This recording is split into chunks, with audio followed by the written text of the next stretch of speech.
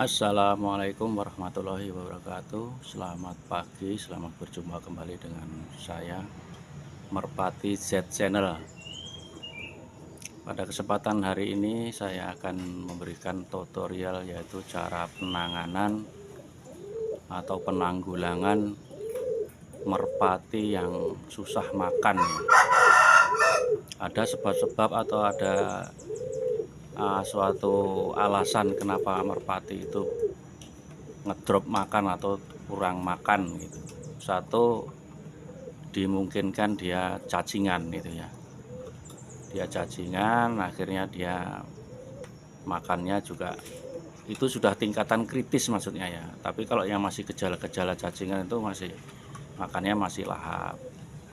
Tapi kalau sudah tingkatan kritis, sudah nyilet, dia makannya kurang bernafsu gitu makannya ya. Tuh.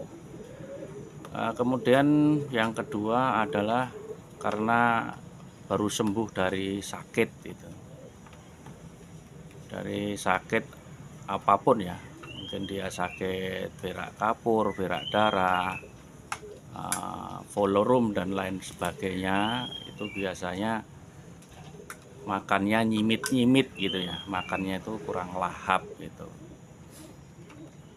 Jadi kemudian yang ketiga itu disebabkan karena perpindahan kandang atau perjalanan jauh itu dialami oleh piyek-piyek ya, piyek-piyek yang ya katakanlah belum kebal terhadap reaksi lingkungan gitu. Interaksinya jelasnya kalau piyek itu jelas kurang daripada yang sudah dewasa. Kalau sudah dewasa biasanya ya lumayan tahan terhadap gesekan reaksi lingkungan begitu ya. Nah, itu tiga sebab musabab kenapa burung merpati itu sering makannya itu kurang lahap gitu. Karena dari tiga hal tersebut itu dia kan jelasnya mengalami stres ya, mengalami stres, mungkin habis sakit, pindah kandang, dan kemudian cacingan dan lain sebagainya. Itu kan membuat merpati kita itu stres gitu.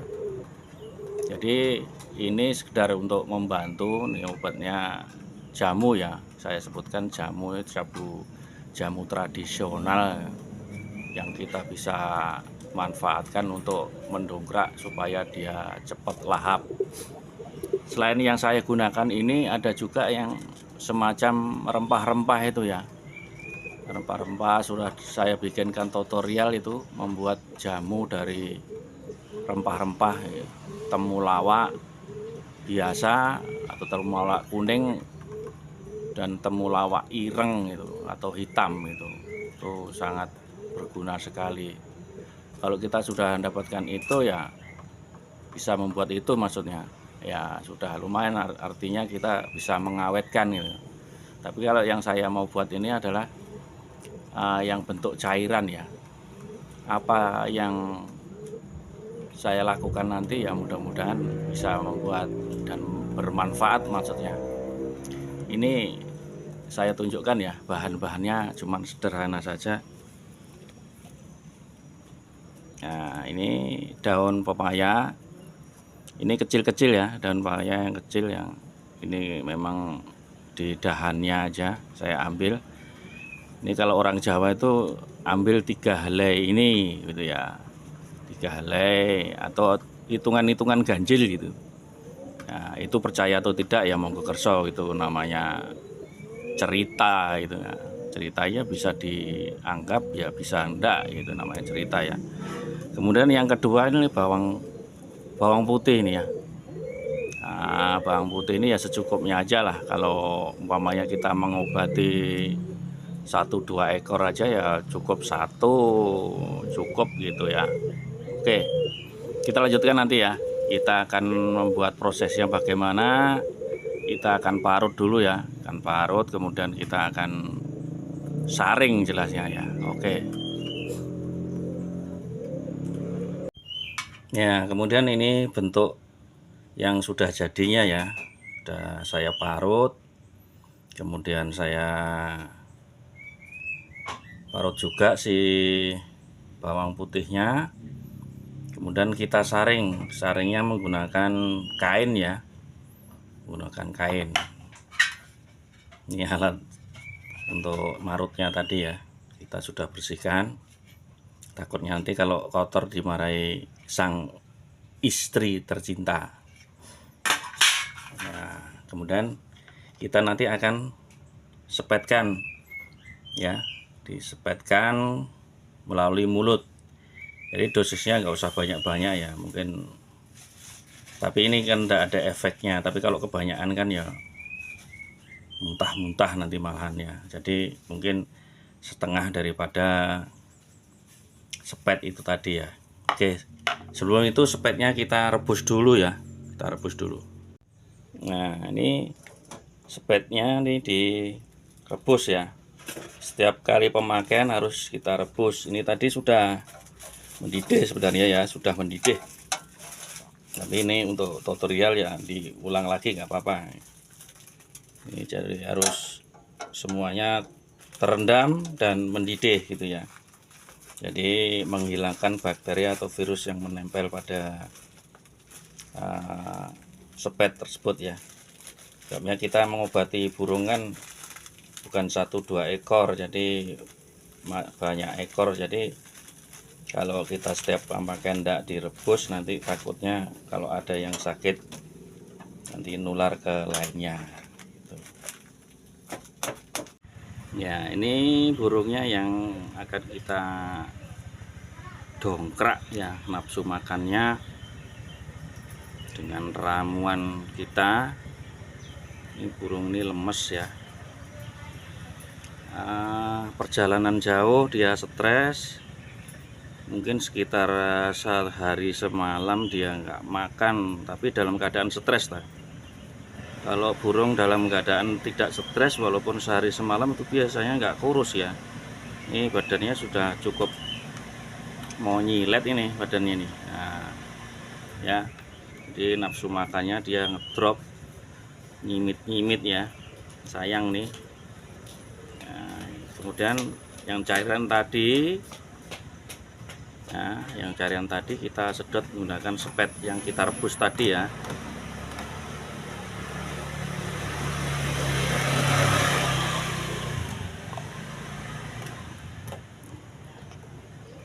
Dan cukup aja ini, sebabnya ini cuman berapa mili aja nih ya, berapa nih, cuman 3 mili aja. Mudah-mudahan bermanfaat.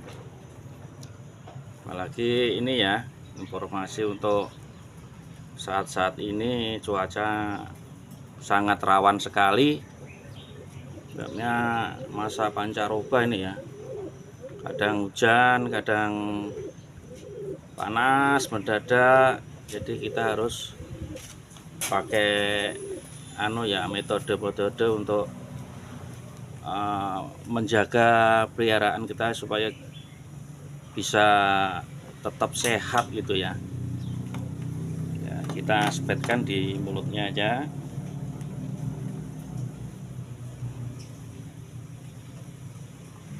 Bismillahirrahmanirrahim.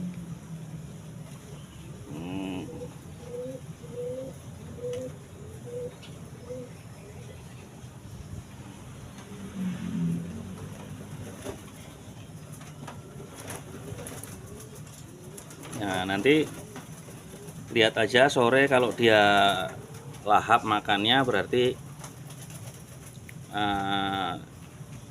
dihentikan tidak masalah. Tapi kalau kurang lahap lagi ya, besok lagi kita beri cairan lagi ini ya, kita beri jamu lagi, nggak masalah.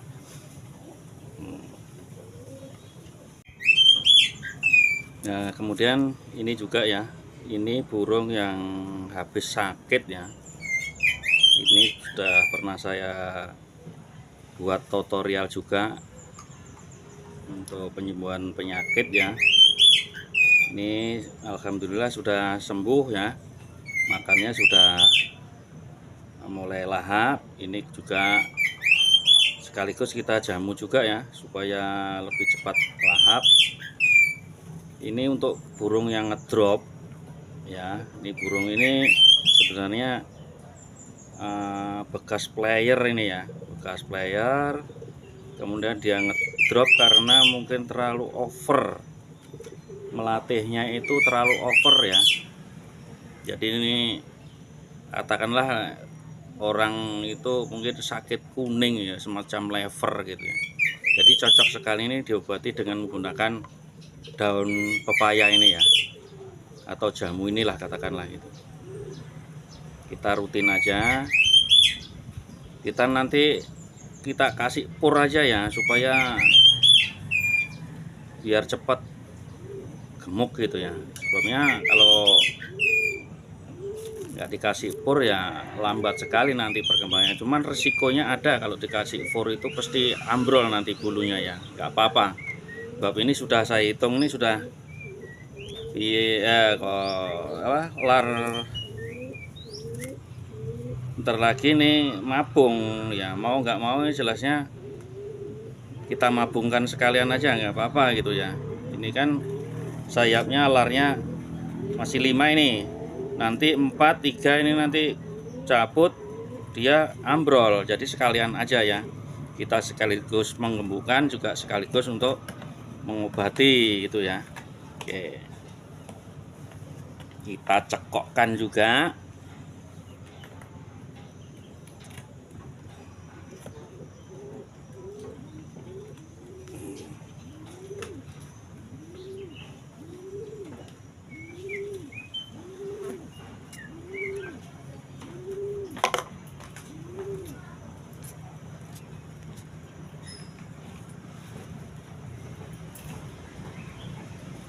Sayang burung cantik-cantik begini ya, burung prospek ini. Jadi kalau enggak kita obati sayang sekali ya. Oke. Ya, demikian tadi cara pengobatan atau penanggulangan merpati yang susah untuk gemuk, apalagi makannya ya susah gitu ya. Jadi penyebabnya ada 3 macam tadi itu. Begitu aja tutorial hari ini.